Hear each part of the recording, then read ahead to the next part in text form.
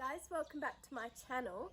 Today I thought I would go through some of the groundwork that I have learnt recently and done with my little mare. It's been really important part of kind of getting used to her and working through problems that we've been having on the ground rather than attacking them from the saddle. So it's really improved our relationship and her obedience.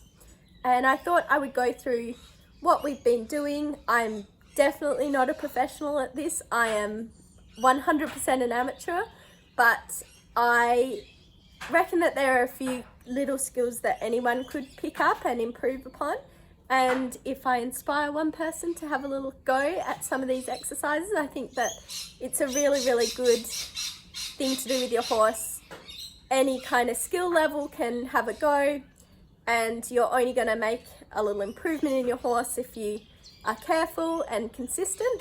So I will show you some of the equipment that I use, and then I will get Miss Ruby out and we will have a bit of a look at some of the things that I have been doing with her on the ground to warm up for our ride and to get her listening to me and respectful of me. So here's some of the equipment that I have been using to do my groundwork. I have a rope halter with a nice longish lead on it that I have been using to lead Ruby in. I have my bridle with this horsemanship string, which is just a piece of yachting rope that I have sealed off the ends and then tied, and I can clip my rope to that and work her before I ride her, and it just sits on there. I actually put a piece of Velcro up the top because I was having trouble with it sliding back a little bit, so that's fixed that, and when I ride her it just sits there and doesn't interfere with anything, so that's quite a good little trick. I have my long rope that I can do my kind of more lunging groundwork with, and I have my stick.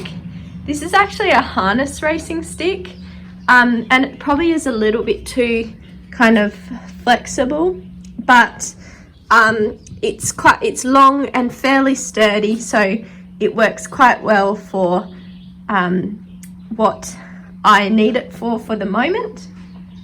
I have helmet and gloves. Always a good idea to be safe when you're working with your horse. Helmet, gloves, safety first, always a prudent idea. So yeah, I've really found it's super helpful to have these kind of little tools. When you start out with your groundwork, you really feel so uncoordinated. Sometimes I feel like I have 12 thumbs and no fingers, so having the right tools can really help with that.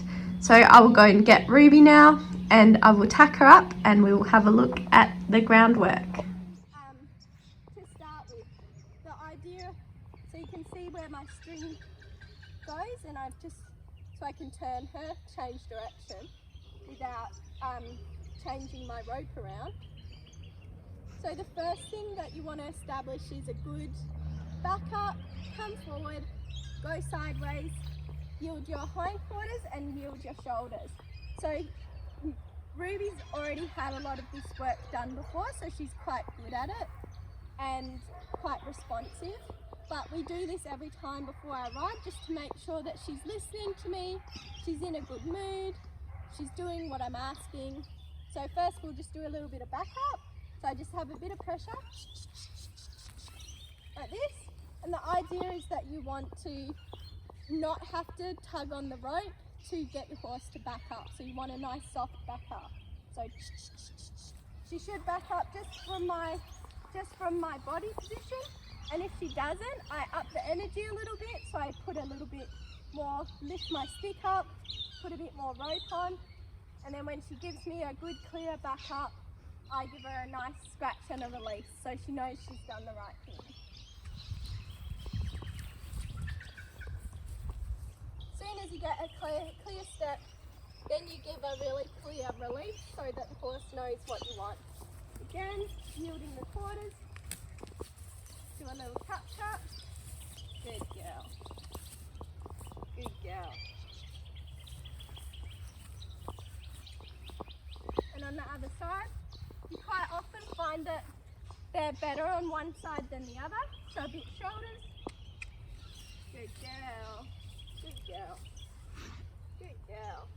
So the stick becomes a tool that you use to direct them. Tap, tap. Like that. And also to give them the reward.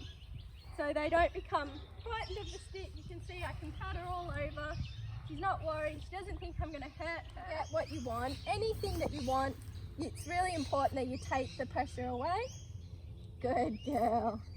Good girl. Because that's where the learning happens, is when you release the pressure.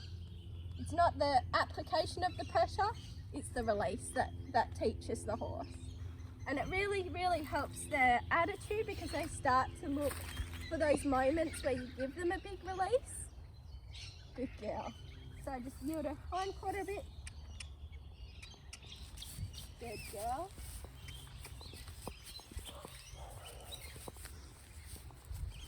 Ideally, you want to be able to have a horse that you don't have to move around them, they'll move around you. So here I'm just getting Ruby moving a little bit, asking her to trot and making sure she's attentive to me, she's listening, so I stop her, ask her to turn, and when she turns I expect her to yield her shoulders across and keep out of my kind of space. So I usually do this before I ride her, ask her to turn, make sure that they're nice accurate turns and she's listening to me. I let her have a little trot and a canter. If she doesn't listen, I sort of reinforce the shoulder yield a bit, and then I'll give her a little canter, and that just makes sure that I know what mood she's in, how she's feeling, whether I need to up the energy a little bit or whether she's kind of relaxed and listening to me.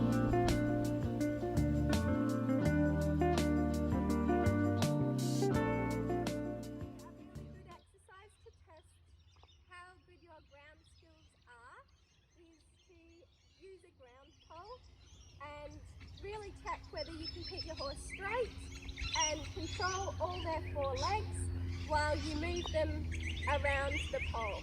So I'll give you a little bit of a demonstration of a bit of a side pass. So I'm just going to ask her to step up, right, so that the pole is in the middle, and I'm going to ask her to move sideways halfway across the pole, and then I'm going to stop her and move her back across. So that's the plan in my head, which is really important. One thing I've definitely learned doing groundwork is that you need a plan in your head. So we'll see how I can go. So move not too much forward, which already she wants to give me a little bit of forward.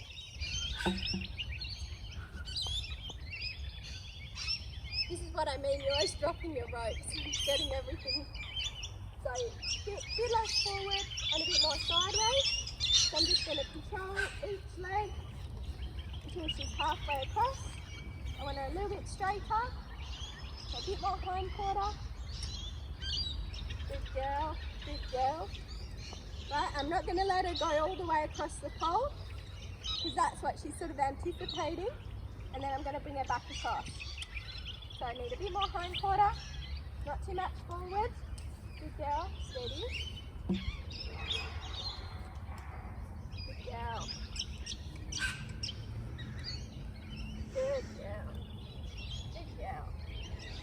So it looks really easy and it's actually super difficult to do. You need to really control the forward, the back, keep your ropes all in order, make sure you don't get tangled up. And worst comes to worst, you can just drop the end of your rope and it's okay to do. Get her really straight to begin with. I'm going to do it more of the cheating way where I stand in the middle as well. Good girl. Good girl. So you really need to be aware of where each foot is going to go. So I just want to guide that back foot across a little bit. Yeah, good girl.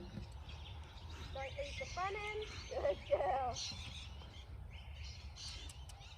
Good girl. Good girl. And it's okay okay to do these things very slowly when you first start. Good girl.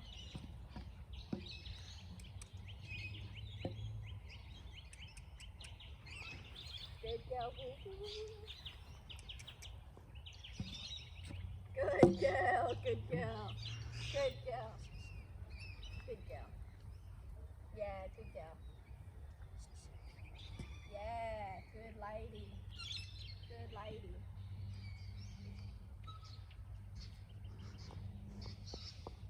Ooh, good girl. So what you learn to do is micromanage each step. Wow. What a good girl. So I just move even my body across so that she knows, yeah, good girl. Good girl, Ruby. Yeah, good girl. A trick pony. But how good for your communication and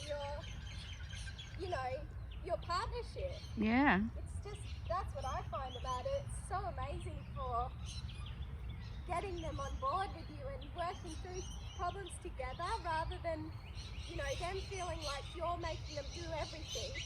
When you do groundwork, you have to help them. So once you've got forwards, backwards and sideways down pat, then you can teach them to park at a mounting block.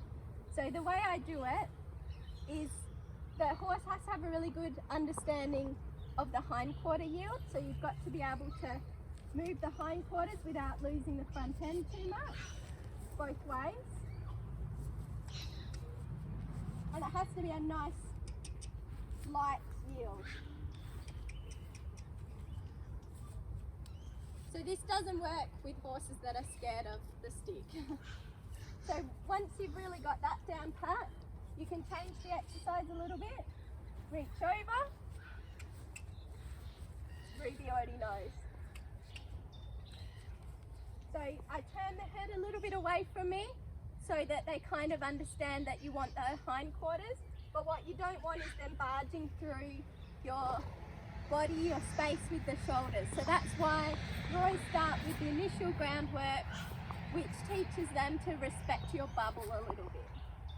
So once they understand to move their hindquarter from the stick, then you can put a bit of a cue on it. So a little click. Good girl. And every time you get a really clear step, it's super, super important to give a big release and a big praise. You can just use your stick to remind them. Good girl. So as soon as they're sort of in the spot that you want, I could maybe ask her for one more step. As soon as they're in this nice spot where you feel like you could safely get on, it's really, really important to make this the happy place where you put them under no pressure. If they step outside of the little box that you want, you can just ask them to then move forward again.